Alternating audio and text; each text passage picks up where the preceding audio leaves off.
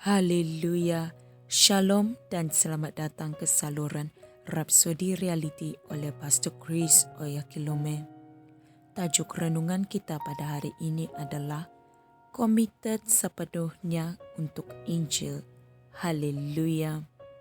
Firman Tuhan bagi renungan pada hari ini dipetik daripada 2 Timotius 2 ayat 4. Ia berkata, tiada seorang pun dalam perkhidmatan ketenteraan memusingkan dirinya dengan hal-hal kehidupan seharian. Jika tidak, dia tidak akan menyenangkan hati orang yang merekrutnya. Haleluya. Saudara-saudari, apabila Yesus berfirman dalam Markus 16 ayat 15, pergilah ke seluruh dunia, beritakanlah Injil kepada segala makhluk. Itu adalah suatu perintah yang telah diberikan kepada setiap orang Kristen. Kamu harus membawa Injil ke dunia kamu dan ke tempat-tempat yang berada di luar kawasanmu.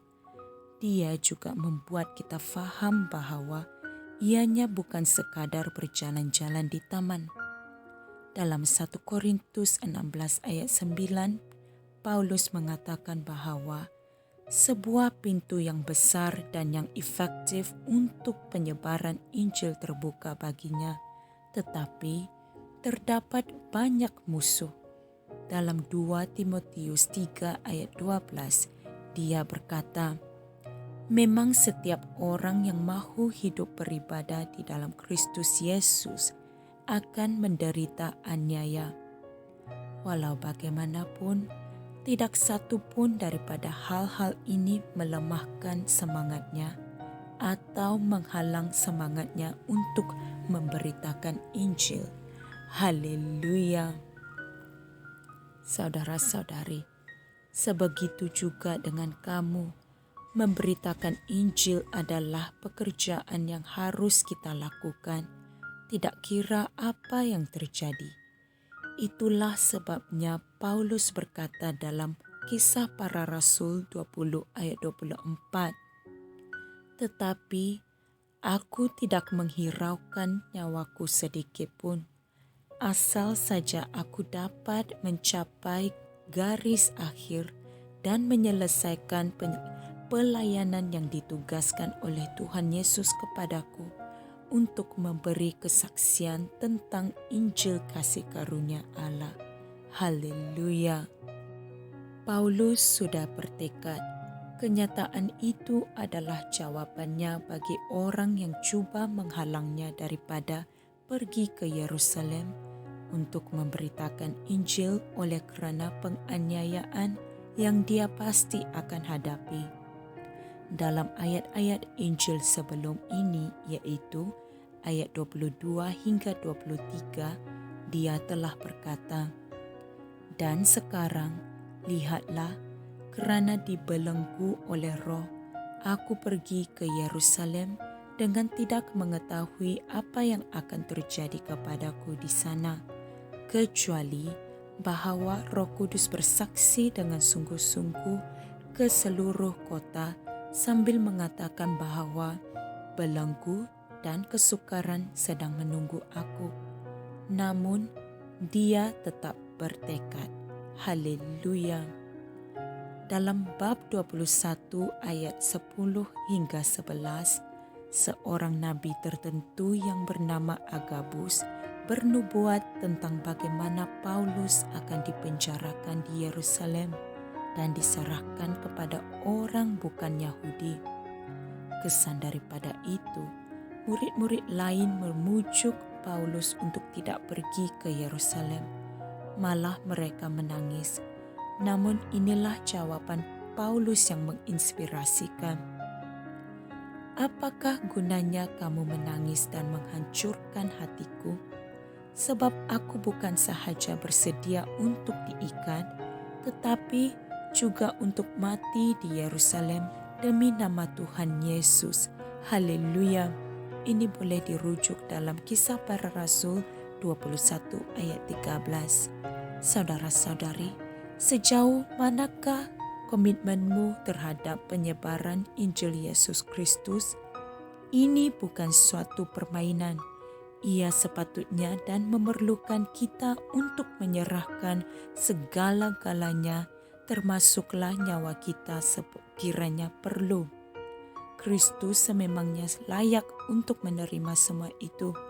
Oleh itu, biarlah orang lain dibangkitkan dengan gesaan, kegairahan, dan keyakinanmu dalam memberitakan Injil.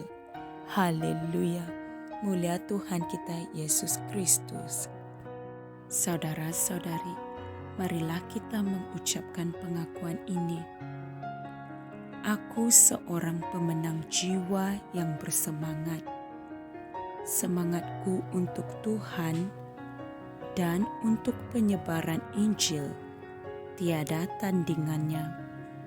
Aku memberi inspirasi kepada orang lain dengan kegairahan, gesaan, dan keyakinan yang aku nyatakan dalam hidup dan dalam memberitakan Injil. Amin. Haleluya. Saudara-saudari, untuk memahami mesej Tuhan pada hari ini lebih lanjut, Anda bolehlah merenungkan ayat-ayat Injil berikut. 1 Korintus 9 ayat 16 hingga 17 dan Kisah Para Rasul 20 ayat 22 hingga 27. Haleluya. Terima kasih kerana telah meluangkan masa Anda untuk mempelajari firman Tuhan pada hari ini. Jumpa lagi pada hari yang lain. Tuhan Yesus memberkati. Haleluya. Kami percaya saudara-saudari semua telah diberkati dengan perkongsian firman dari Rhapsody Reality. Bagi sesiapa yang ingin menjadikan Yesus Kristus sebagai Tuhan dalam kehidupanmu, kamu boleh mengucapkan doa ini bersama dengan saya. Ya Tuhan Allah, aku mempercayai Yesus Kristus, Anak Allah yang hidup dengan sepenuh hatiku. Aku percaya Dia telah mati untukku dan Allah telah membangkitkan Dia dari kematian. Aku percaya Dia hidup hari ini. Aku mengaku dengan mulutku bahwa Yesus Kristus adalah Tuhan dalam hidupku mulai dari hari ini. Melalui Dia dan di dalam nama-Nya, aku mempunyai kehidupan yang kekal. Aku telah dilahirkan semula. Terima kasih Allah kerana menyelamatkan jiwaku. Aku sekarang adalah anak Allah. Haleluya.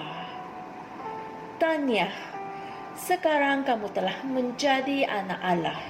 Untuk apa-apa sebarang pertanyaan atau untuk mendapatkan lebih banyak maklumat mengenai bagaimana untuk bertumbuh sebagai seorang Kristian, Anda semua boleh hantar mesej di akaun Facebook kami atau email kami di tni.msia@gmail.com. Sekali lagi, tni.msia@gmail.com. Tuhan berkati Anda semua.